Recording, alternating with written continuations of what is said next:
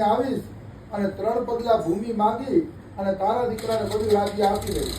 તો અહીંયા ભાગવતનો શ્લોક આવે છે, વામન ભગવાન એમ કહે છે કે તારી અને મારી આ વાતચીતને ગુપ્ત રાખજે, કારણ કે ભગવાનની વાતો જેટલી ગુપ્ત રહે છે ને એટલી ઝડપથી સિદ્ધ થાય છે. એવી રીતે એને કીધું છે ભાગવતની અંદર.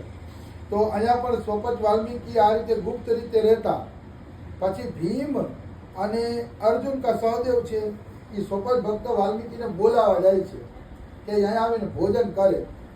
તો એ બોલાવા જાય છે તો કૃષ્ણ શું કે ખબર છે કે ખબરદાર, જો મારા ભક્તના મનમાં જરા કંઈ દુઃખ થયું કે હું નીચી જાતિનો છું અને આના ઘરે કેમ ભોજન કરવા જાઉં, તમારો યજ્ઞ સફળ નહીં થાય છે. એને એવા આદરપૂર્વક લઈ આવો કે એના મનમાં કોઈ ગ્લાનિ ન રહીએ કે હું નીચી જાતિનો છું, સોપત છું. જરા મતલબ ભક્તના મનમાં જરા કંઈ ગ્લાનિ રહે છે તો એ યજ્ઞ સફળ નથી થતા. ભક્ત પ્રસન્નતાથી આપણા ઘરેથી જવા જોઈએ, પ્રસન્નતા લઈને જવા જોઈએ. તો ઓલા 2 જણા ગયા અને જઈને જોયું ને તો સોપત ભક્ત વાલ્મીકીનું ઘર છે ને એ હરિજનની બસ્તીમાં હતું અને આજુબાજુ મતલબ ભરેલા કૂતરાના એ બધું પડેલું હતું.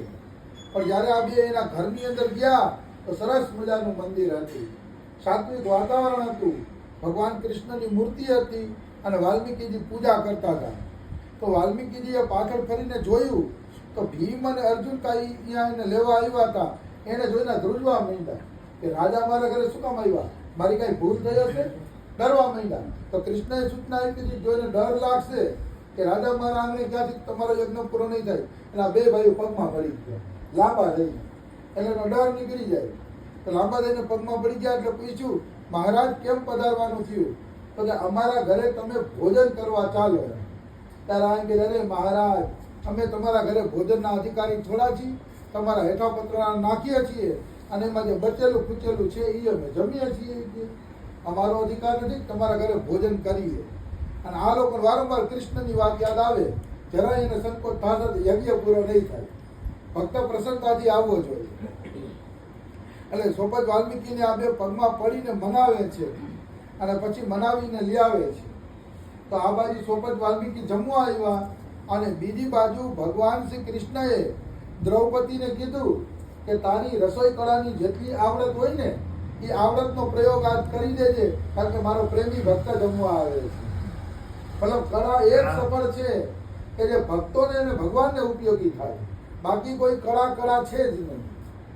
જે કળાથી ભગવાન પ્રસન્ન ન થયા કે જે કળાથી સંત સેવા ન થઈ તો એ કળા કોઈ કામની છે જ નહીં.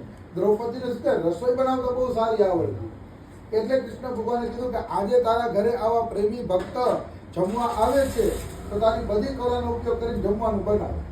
એટલે દ્રૌપદીએ તો શું છે 56 ભોગ બનાવ્યા, એક કરી અને 56 ભોગ દ્રૌપદી બનાવે છે.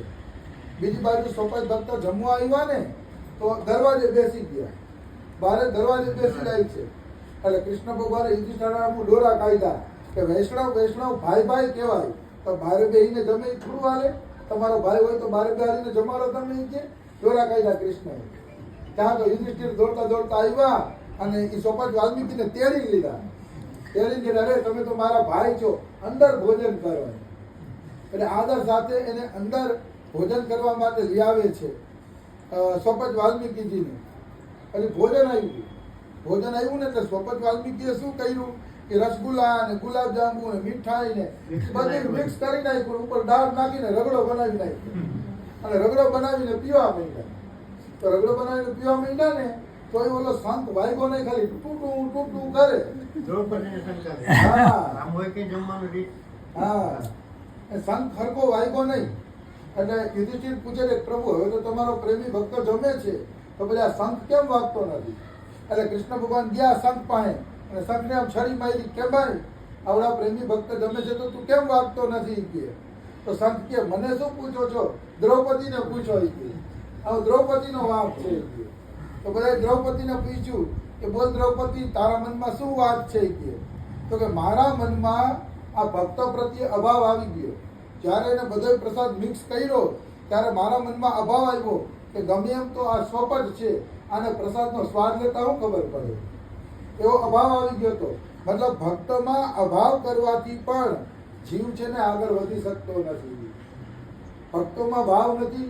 જેમ કે અંબરીશ રાજાનો દુર્વાસાએ અપરાધ કર્યો તો દુર્વાસાને ક્યાંય શાંતિ ન મળી, 1 વર્ષ સુધી ભટકવું પડ્યું. એટલે કે ભક્તોમાં અભાવ રાખીને અને ભક્તોનો અપરાધ કરીને કોઈ ભક્તિમાં આગળ વધી શકતું નથી. તો આ રીતે દ્રૌપદીને પૂછ્યું એટલે એ કે મારા મનમાં અભાવ આવી ગયો હતો. ત્યારે કૃષ્ણ કહે કે હે સોપતવાલ્મીકી, તમે આ ભેગું કરીને કેમ જઈમાં?